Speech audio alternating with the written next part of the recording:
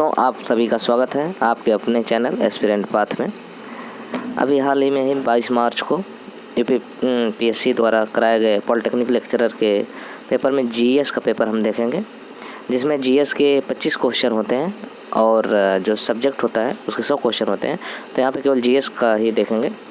तो देख लेते हैं। भारत की वन स्थिति रिपोर्ट में 2019 के अनुसार निम्नलिखित में से किस राज्य में जनजाति जिलों की संख्या सबसे अधिक रही है? तो इसमें है, इसका सही ऑप्शन होगा मणिपुर, यानी डी ऑप्शन सही होगा इसका। फिर अगला क्वेश्चन देखते हैं। बाजीराव द्वितीय वाली पेंशन नाना साहब को दिए जाने हेतु पैरवी के लिए कोर्ट ऑफ डायरेक्टर के समक्ष लंदन कौन गया था? तो इसका सही ऑप्शन होगा ऑप्शन ए अजमुल्ला खां। फिर अगला, बनारस में केंद्रीय हिंदू विद्यालय की स्थापना की गई, तो ये की गई थी एनी बेसेंट महोदय के द्वारा। अगर बनारस हिंदू विश्वविद्यालय पूछता तो इसमें होता मदन मोहन मालवीय। फिर अगला प्रश्न है, निम्नलिखित में से किस शासक ने हजरत ए आला की उपाधि धारण की? तो इसका सही आंसर हो जाएगा आपका ऑप्शन नंबर डी शेरशाह। अगला प्रश्न है, जल जीवन मिशन किस वर्ष में आरंभ किया गया था? तो इसका सही ऑप्शन होगा ऑप्शन सी 2019। फिर अगला प्रश्न है, निम्नलिखित युगों में से कौन सा सुमेलित नहीं है? जलोढ़ मिट्टी उत्तर प्रदेश सही है, काली मिट्टी महाराष्ट्र में पाई जाती है सही है, और लाल मिट्टी तमिलनाडु में पाई जाती है यह भी सही है, लेकिन लैटेराइट मिट्टी बिहार में नहीं पाई जाती है, केरल की तरफ पाई जाती है। तो इसलिए इसका आंसर सी वाला सही होगा, सी ऑप्शन। फिर अगला प्रश्न है, मानव विकास सूचकांक HDI के संदर्भ में 2020 में विश्व के देशों में भारत का कौन सा स्थान रहा है? तो इसका सही ऑप्शन हो जाएगा ऑप्शन बी 131 होगा। फिर अगला प्रश्न है, निम्नलिखित में से भारतीय स्वतंत्रता संग्राम के दौरान लाठी क्लब की स्थापना की गई थी, किसके द्वारा की गई थी? तो की गई थी बाल गंगाधर तिलक के द्वारा। ऑप्शन नंबर डी इसका सही है। मध्य प्रदेश में विदिशा के पास बेसनगर गरुड़ ध्वज स्तंभ किसने बनवाया था? तो इसको बनवाया था हेलियोडोरस ने। इसका डी ऑप्शन सही है, इसका डी ऑप्शन सही होगा। फिर अगला प्रश्न है, जैन कल्पसूत्र की रचना की गई थी? जैन कल्पसूत्र की रचना की गई थी भद्रबाहु के द्वारा। इसका डी वाला सही होगा। फिर अगला प्रश्न है, निम्नलिखित में से किस नदी में माजुली नदी द्वीप स्थित है? ये असम में है, असम में ब्रह्मपुत्र नदी यानी बी वाला ऑप्शन सही होगा। फिर अगला प्रश्न है, भारत में निम्नलिखित में से किसके पास विदेशी संधियों से पर बातचीत करने की शक्ति है? तो इसका सही ऑप्शन हो जाएगा संसद। ये भारत के संसद के पास है। अगर अमेरिका की बात होती है तो राष्ट्रपति, लेकिन भारत में संसद।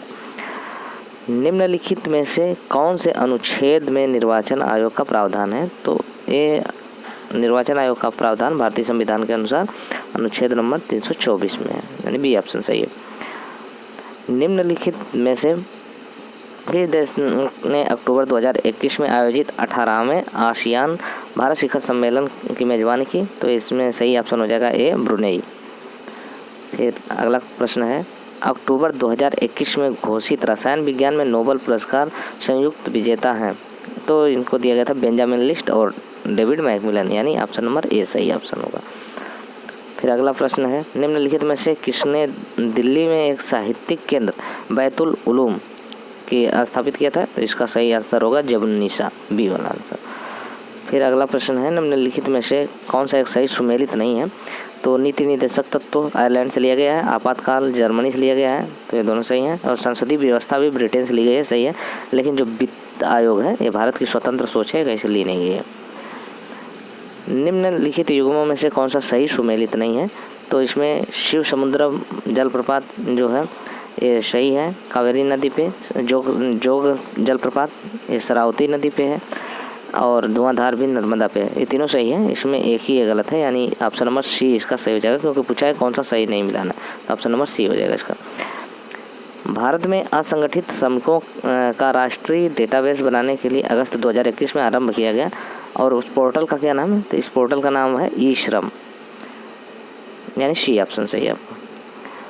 अगला प्रश्न है, काली मिट्टी के संदर्भ में कथन दिया गया है, तो इस मिट्टी को रेगुड़ मिट्टी भी कहा जाता है, ये सही है, और इसमें लोहा, चूना, कैल्शियम और पोटास की प्रचुरता होती है, ये भी सही है, यानी कि दोनों सही है, यानी सी ऑप्शन सही होगा आपका, दोनों सही, यानी सी ऑप्शन सही है। अगला प्रश्न है, निम्नलिखित अनुच्छेदों में से कौन सी जीवन की सुरक्षा व्यक्तिगत स्वतंत्रता के लिए है अनुच्छेद? तो अनुच्छेद 21 हो जाएगा इसमें अनुच्छेद 21 सही होगा आपका, अनुच्छेद 21 यानी बी वाला ऑप्शन सही है। अक्टूबर 2021 में घोषित भौतिकी के नोबेल पुरस्कार विजेता निम्नलिखित में से कौन से सही नहीं है? तो इसमें जो ऊपर तीनों दिए गए हैं ऑप्शन वो भौतिकी के हैं, लेकिन इसमें बेंजामिन लिस्ट नहीं है, रसायन विज्ञान से संबंधित है। भारत में पंचायती राज व्यवस्था का शिल्पकार किन्हें कहा जाता है या शिल्पी किन्हें कहा जाता है? तो ये बी आर मेहता को कहा जाता है, ऑप्शन नंबर सी सही है। अगला प्रश्न है, 24 अक्टूबर 2021 में अधिसूचित संसदीय अस्थायी समितियों के संदर्भ में निम्नलिखित में से कौन सा कथन सही है? तो इसमें जो कानून और न्याय के अस्थायी समिति के अध्यक्ष सुशील मोदी हैं, ये सही है, और सूचना एवं तकनीकी के अस्थायी समिति के अध्यक्ष शशि थरूर हैं, ये भी सही है, यानी दोनों ऑप्शन इसका सही हो गया। तो इसके में हो जाएगा सी वाला, पहला और दूसरा दोनों। अगला अंतिम प्रश्न है, राष्ट्रपति के पद के नामांकन के प्रस्तावकों और अनुमोदकों की संख्या कितनी होनी चाहिए न्यूनतम? तो ये 50-50 होनी चाहिए, यानी ये बी वाला ऑप्शन सही है। Thank you for watching.